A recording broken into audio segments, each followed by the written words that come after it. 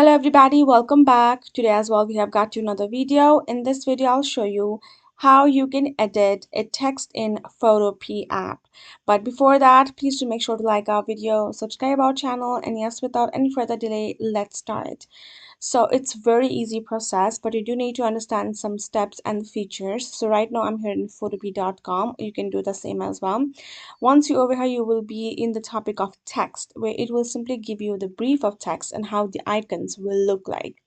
Now what you can do is you can do three kinds of type layers if that's what you're interested in, if that's what you want to edit on your text: point text, paragraph text, and text on a curve.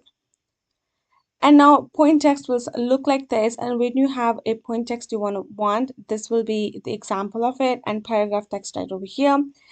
And the thing is, creating a type layer, this is the type tool icon. To create a point text, all you need to do is tap on your type tool, click, press and release the mouse at some place which will become the origin for it. And the create a paragraph text, you need to press the mouse and drag it to draw a rectangle like this, and paragraph text will be prepared.